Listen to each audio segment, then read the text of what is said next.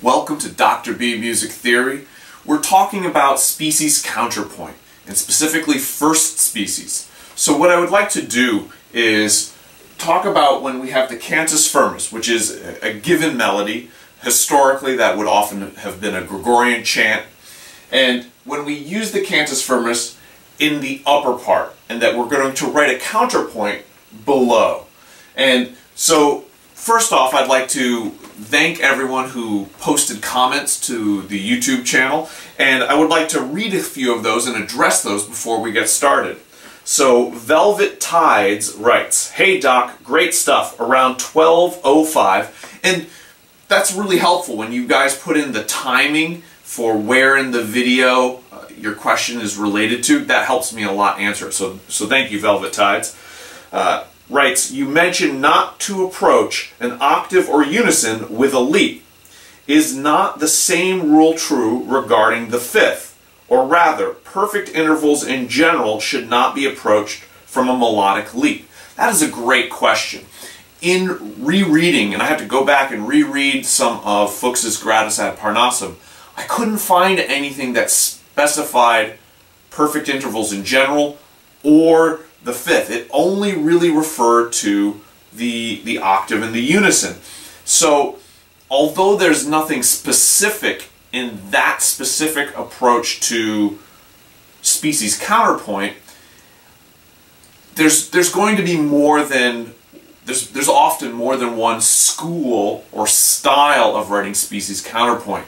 So, although I would say that in certain circumstances you can go ahead and have a leap that goes into a fifth, the fifth isn't as resolved or as stable as the octave or unison. Those are certainly far more stable and resolved. So even though the fifth belongs to the same category of perfect intervals, it's not quite as stable. So in certain circumstances, in certain schools, I would say go ahead and do it. Avoid it if possible. Just because they do share similarities, the fifth does share similarities with the octave and the unison. As another example is this idea, the battuta, which is where you have an interval of a tenth, which is a compound major third, that moves into the octave, okay, in contrary motion. So that, for the same idea of leaping in, like the third is such an unusual interval. In certain circumstances, in certain situations, it's considered a leap, and in others, it's a step.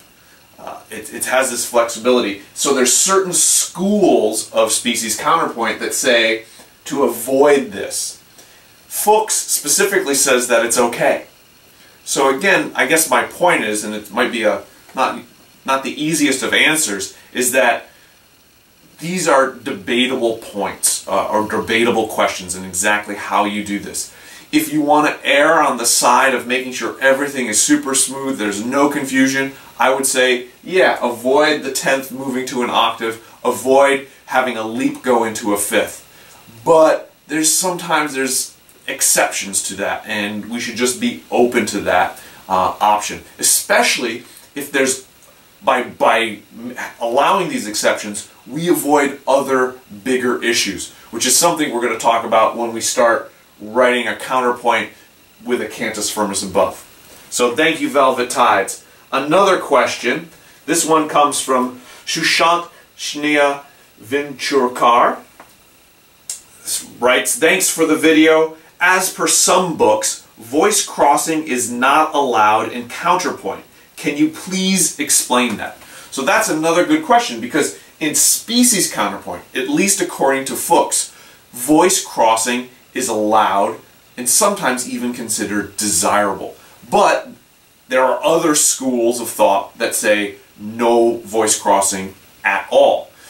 No voice crossing at all is a pretty generally accepted rule when it comes to writing soprano, alto, tenor, bass, four-part chorale style. But even with that, and if we just so we visualize it, SATB, like Johann Sebastian Bach would write, the idea of not having voice crossing, so the bass always is the lowest voice, the tenor is second to lowest, the alto, and then at the top is the soprano. The idea behind making sure your voices don't cross is so that the listener can follow the individual melodic lines easier. So with this, is all of this writing, whether it's species counterpoint or soprano, alto, tenor, bass, is coming from a melodic perspective. The idea is that there are these individual melodies that happen to combine to create great harmony. And historically, that's the evolution of this music. And so one thing that's very easy for us to forget in this day and age is that idea of each one of these as being a good melody. It's so easy to be, here's a chord and let's put a melody on top of it. That's more contemporary sounding. But that's not the origins of this style of writing. And some of the best contemporary music still has a sensibility or understanding of this perspective of having everything be a good melody that happens to come together and create great chords. Just think about the richness that allows in the music. Not only do you have great chords, you also have great melodies in the individual parts. So the reason to avoid voice crossing is to make it easier, because acoustically, the way the human ear works is you want to follow a melody. So your ear wants to follow the soprano melody, and your ear wants to follow the alto melody. Your ear also wants to hear the highest voice as the most dominant.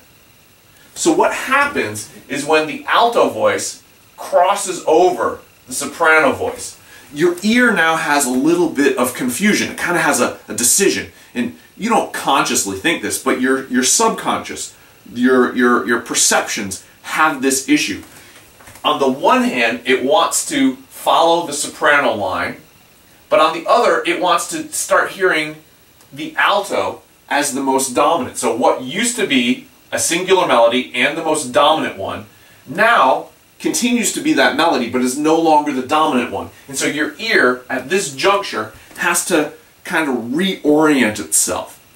And that reorientation can be a little confusing. Now, if you want to create a sense of confusion or uncertainty in your music, use voice crossing. That would be a great tool to create that emotion.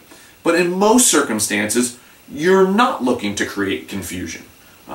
You're usually looking to create excitement or beauty or something like that. So in general, you avoid voice crossing. But even Johann Sebastian Bach has voice crossing. Why?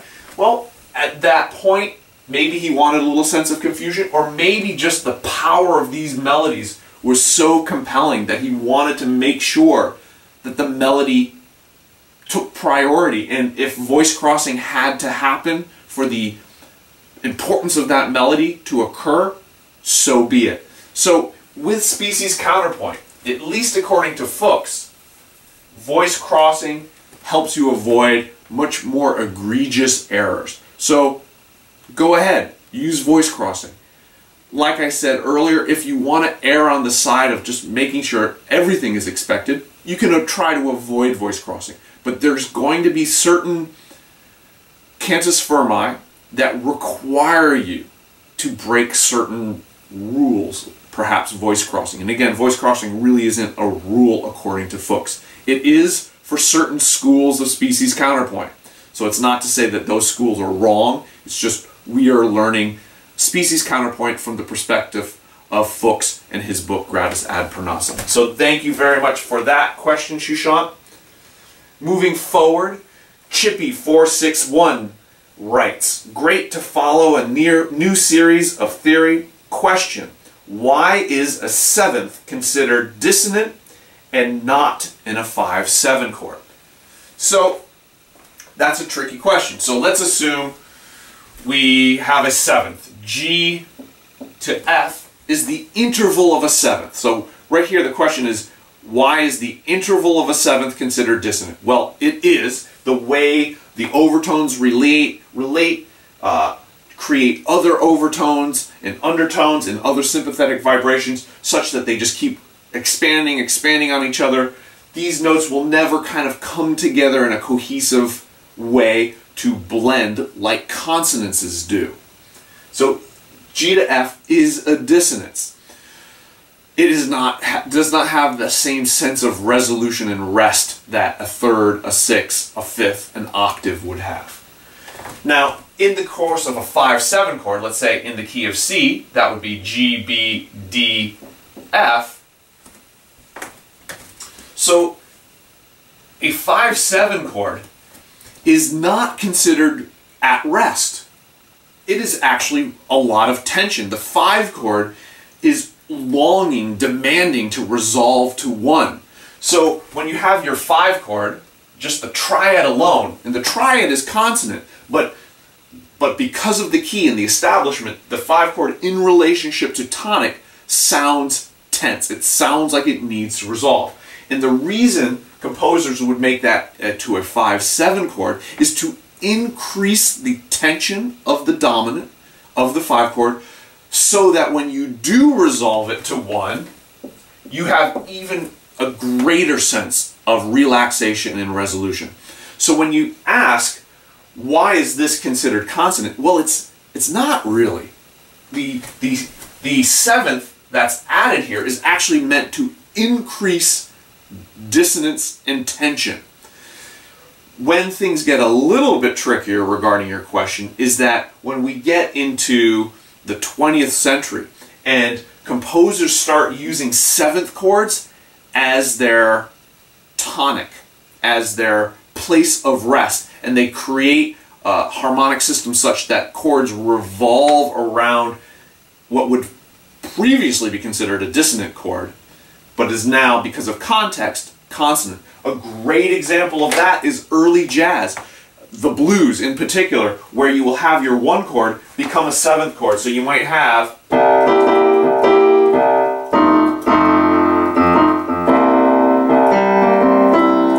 that as a 1 chord is a 7th chord, and it never resolves. Your 1 chord is a 5-7 chord. In order to make that happen, you have to have all the other harmonies. The way the blues does that is it has the same kind of tonal structure. So it goes from a 1 chord to a 4 chord, back to a 1 chord, to the 4 chord, to the 1 chord, and then often a 5 chord, back to a 1 chord. So it has similar harmonic motion, but it's just taking the sonority of the 1 chord and making it a major minor 7. It's not functioning like dominant anymore, so you can't even call it a dominant 7. It's functioning as a 1 chord with a major minor 7 sonority. So again, for your question, Chippy, the 5-7 chord is sometimes considered dissonant, and that interval of a 7th helps make it dissonant. And there's some exceptions in the 20th century. The best example would be the blues, where that tonic chord is considered more consonant. But then again, let's keep in mind that the blues has a little bit of grit and tension built into its style. So even there, we can say that that 7th, that dissonance of the 7th, is still heard, it's felt. What lessens that is by when you include this 7th with a tertial harmony, meaning a harmony built in thirds, it softens the dissonance. So your ear hears third, third, third, and thirds are consonant, and by stacking third on top of third on top of third, this 7th is not quite as stark. When you have that 7th all by itself with nothing filling it in, your ear just hears the 7th without any of the softening of the thirds that you hear when you put it in a 5-7 chord. So great question, lots of different angles we can look at it, at how these chords work. I have another question, and I really do appreciate all these questions, and I love interacting with you all, so please keep them coming. Loris Maishi writes, "Hey, your lectures are the best I found on the internet, concise, clear, excellently explained, and highly professional." Well, I'm going to blush. Those are wonderful compliments. I really appreciate it. My hope when I started posting these videos was that people out there would find them useful. I really want what I do to be of use, to be of value to you. So thank you for giving me the feedback and letting me know when I'm on the right track. Loris continues to write, "I love music composition and I've been searching for this kind of information for months. Great job. I hope you the best, and I'm glad that people like you help others freely. Again, thanks for your professionalism. P.S. Please, if possible, keep on explaining more about counterpoint, because I really like it. Well, that's exactly what I intend to do. I intend to talk about when you have the cantus firmus above. I might go into how to write species counterpoint in other modes, because this right here is what to us contemporary folks would look like C major.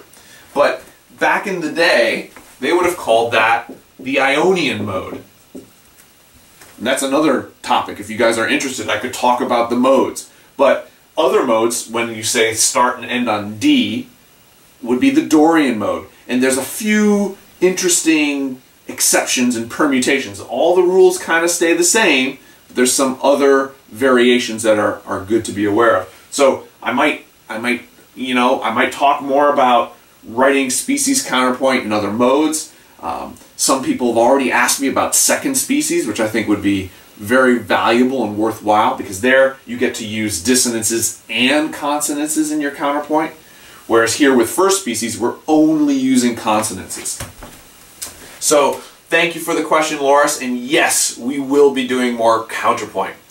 And then finally, Run 90 IFY writes, people should learn to use bass clef, especially for the canto. Well, you're absolutely correct. People should know how to use bass clef, and so we're going to practice the bass clef with this lecture today. So with that, let's get started. Here we have the same cantus firmus as I used in my last video that I posted. So if you want to review, please look at that. That'll have all the rules and things we discussed. So we have the same cantus firmus, and I'm going to play it for you here on the keyboard.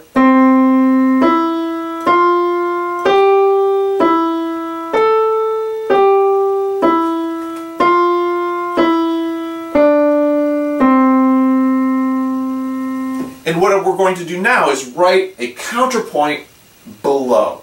So all the rules that applied are still in effect. So when we write a cantus firmus below, there's a few additional things that I just want to keep you informed about. So you need to start on the perfect unison. And when we wrote above, perfect unisons could be the unison, the octave, and the fifth. But when you are writing the cantus, the counterpoint below, you cannot start on the fifth. Cannot start on a perfect fifth. Think about that for a second and see if you can figure out why. Now I'll tell you. So the fifth, when you write that fifth, it's going to imply that the lower note is the fundamental of your mode. Kind of think of mode kind of like a key. So it would be like your do in the key. So to write a fifth, this is our C Ionian. C Ionian is what our mode really is. But if we put an F, the human ear is going to hear the F as the fundamental, as the foundation, and it might get confused and think we're in what's called the Lydian mode. But we're not. We're not. So we can only start on the pitch C, whether it's in a unison or an octave. And that's true for when you're writing the counterpoint below. The reason you can do, you don't have to worry about that when you're writing the counterpoint above is because that cantus firmus is the lowest note. It's going to be heard as the fundamental, whether or not you have the G above or not. So there's a little bit of difference, so keep that in mind. So I have to start with either a unison or an octave. So I'm going to start, again, since the melody kind of goes up, I have room, so I'm going to start on the exact same pitch. So I'm going to write middle C right here in the bass clef. We're starting on the unison. Now the things I'm going to try to keep in mind as I'm writing my counterpoint, all the rules. I want to be careful about motion, so I don't want to have any kind of direct or parallel motion into perfect consonances. I want to use more imperfect consonances than perfect consonances. I want to, again, only use consonances.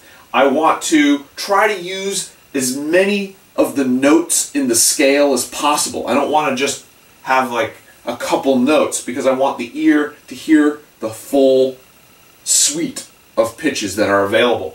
I want this counterpoint to be a pretty good melody all by itself, so that if it were to just be heard all by itself, it would be a pleasing melody. To that end, I'd like it to have a climax, maybe a high note that it can shoot for. If you remember right here in our cantus firmus, we have this A. So it starts on C, it works its way up, and it kind of jumps up into that A. That's the climax of the phrase, and then it kind of works its way down from there. I want to either have an upper climax, those are the most common, but you can also have a lower complex, a low note that works as kind of a goal-oriented destination. Keep in mind, this style of music is very much goal-oriented music. It has a goal-oriented feeling. It's moving things forward. Something is going to happen. Something happens. Something then gets resolved. So I'm going to keep all of those things in mind. Now sometimes you might not be able to do all those things. Like I was talking about with voice crossing earlier, sometimes you might want to avoid voice crossing, but you might need it for some other more important aspect that you're going for. So after we have this, I then look at the E. And I know I can only have perfect consonances. So part of my mind says, well, I could have an E, but I'm not going to move from a perfect consonant, which is a 1, and I'm going to write the 1 right there in between the staves so that I remember what interval I have. So I got my unison. I can't do that. I don't want to have 1-1. That would break one of the big rules. We don't want to do that. It's a little bit of a leap, so I don't want to leap into a 5th. What if I were to leap down to a G? That would give me a 6. Because remember, the intervals that I can choose from, let me make a little space. I can have the unison, which would be the 1, a 3, a 5, a 6, or an 8.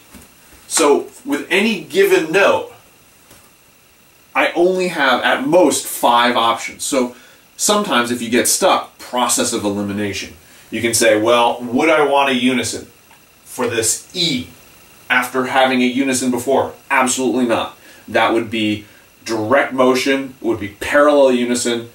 Talk about absence of independence of melodic line. It sounds like two people singing the same thing, which is exactly what it would be. So it doesn't meet any of our goals. Well, what about a third? I could keep the C. I absolutely could do that. That is an option, and that would be an example of oblique motion. Keep in mind, oblique motion is allowed, but only sparingly. So you don't want to overuse it. So given that this is my first measure of changing, I don't want to use the oblique motion right off the bat. You could, as long as you avoid it in the rest of the phrase. The 5th, I don't really want to jump from a perfect consonants by contrary motion to imperfect consonants. Yes, you could do it. It wouldn't be breaking a rule according to Fuchs. It would be in other schools. So I'm going to play it safe. The 6, which is what I chose to do, would work great. Jumping from the unison to the octave, also not great for independence. So I'm not going to do that. So the 6 is kind of the most consonant and meets all our criteria. So that when we then go and we're saying, okay, now we go to an A. Well, one thing to keep in mind is I just made a leap. I went C, leap down to a G. And whenever possible, I want to step back in the opposite direction. So I go C, leap down to G. I'd love to step back to an A. And if I do that, I create a 6, which is great. That's one of the intervals. 6s in direct or parallel motion sound wonderful. Of course, there's always a but, right? But I don't want to have too many of those in a row. Maybe 3 in a row, but more than 3 of the same interval in a row, you start to lose the independence of the melodic lines. It then sounds like this one is just copying this one at the interval of a 6. So 3 in a row, 3 6s in a row is okay, but more than that, we lose the independence of the line. So we then step up in our cantus firmus to a G, and so yeah, let's do that. Let's just keep stepping up with this in 6s. So we got 3 of those 6s in a row.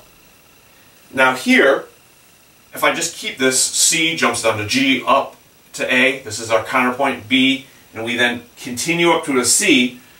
When the cantus firmus leaps to the E, that creates a third. So that's perfect. I have a unison, a sixth, a sixth, a sixth, and then a third. So all of these are perfect consonances. We don't have, I have some contrary motion right here, then I have some parallel motion, contrary motion again, but my parallel motion is with 6s, not with unisons, fifths, or octaves, which would be bad. Now, here, when we're jumping here from the 5th measure to the 6th measure, we leap up into the A. And this is a tricky spot, because when you have the A, you know that you have these 5 options for what interval. You could have another A, you could have a third from the A, a third below the A, which would be an F, a 5th below the A, which would be a D, a 6th, which would be a C, or an octave below, which would be an A. We're definitely not going to jump up into the same note. This would not make sense. One, we would kind of overlap the note that came before this higher note here in the cantus firmus.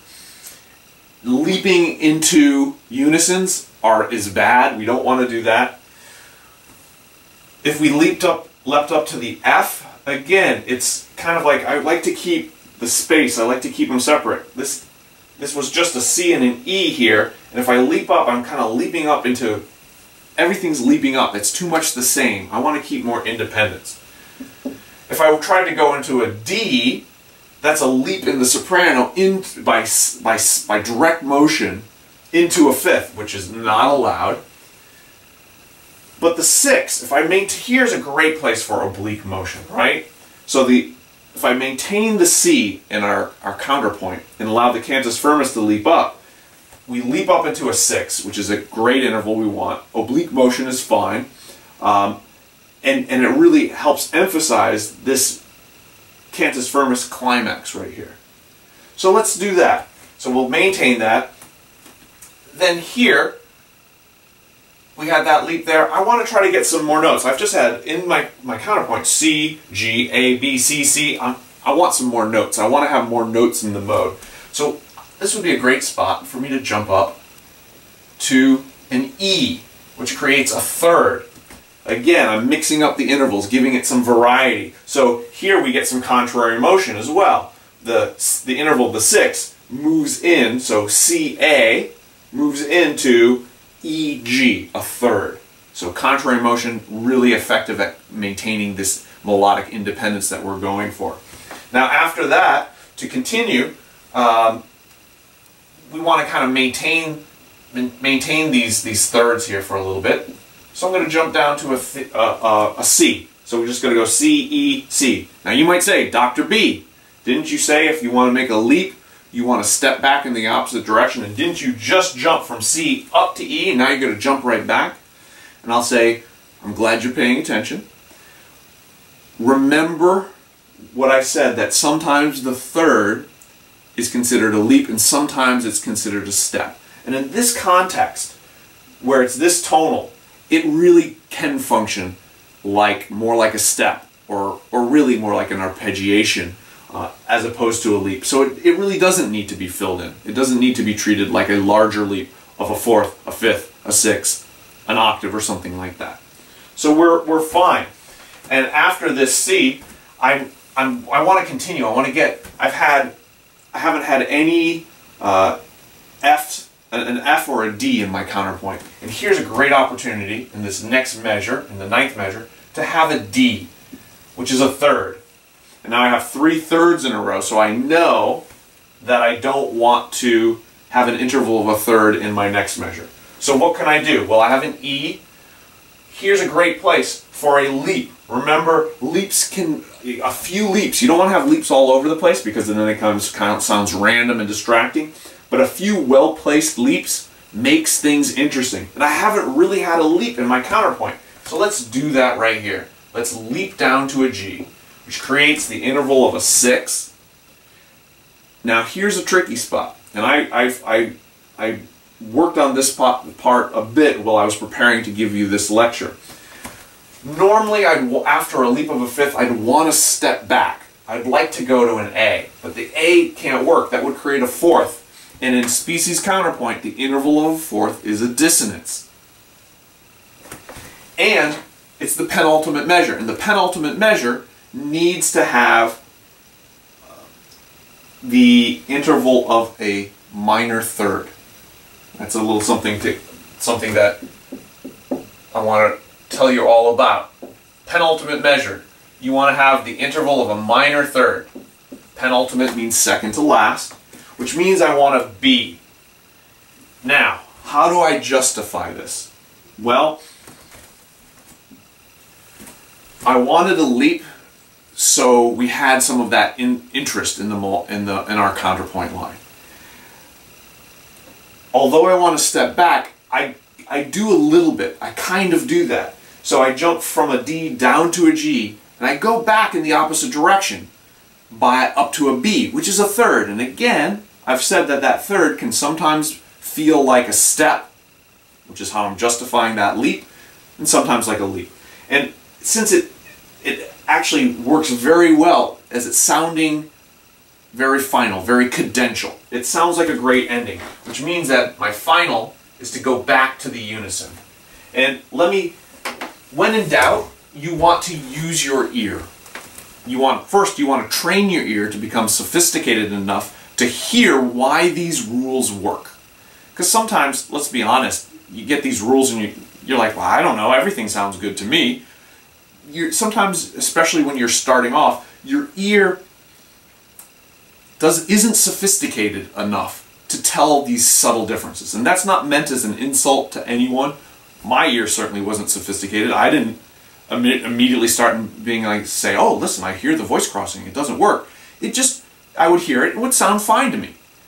But just like people can learn to develop their tastes for all sorts of things, developing your taste for music, being able to differentiate those subtleties is really, really important. And although you might say, early on, you might not be able to tell the difference and everything sounds fine, nothing's wrong, your mind is still feeling that music. It's still processing it and giving you an emotional reaction. And the emotional reaction you get from really well-written, constructed music is more vibrant, more deep into your soul than music that isn't.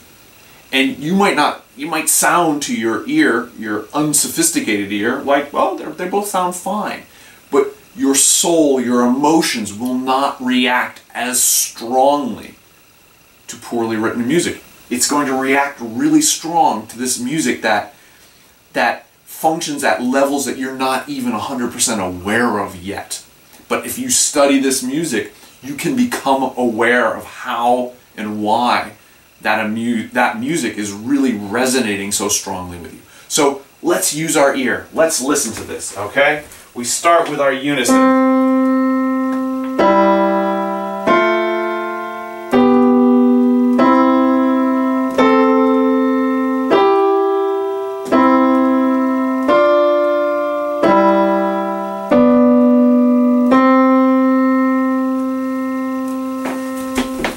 That sounds pretty good. If someone were to play that on two instruments or sing it together, you would say, that sounds nice. And you'd be right. Everything works. Let me just play the counterpoint all by itself so you can hear what it sounds like as an independent melody. Oh, sorry, let me try that again.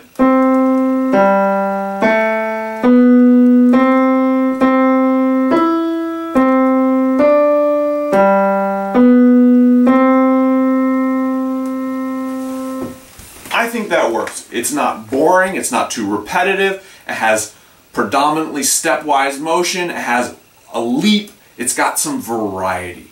And getting that right ratio of that right amount of variety, not so much randomness that it doesn't make sense, but not so predictable that you go to sleep and are bored. So I hope you enjoyed this. We answered a whole bunch of questions, I hope, and we learned how to write a counterpoint below the cantus firmus with a few minor variations of the rules. The very first measure can only be an octave or a unison. That's one difference. And then the penultimate measure has to be that third. And then if it's compound, that's okay, and it can resolve either to the unison or the octave. Thanks again so much. Please subscribe if you haven't. Please leave comments, ask questions, and I hope you're ready and waiting for the next video, which I hope to post soon. Thanks so much.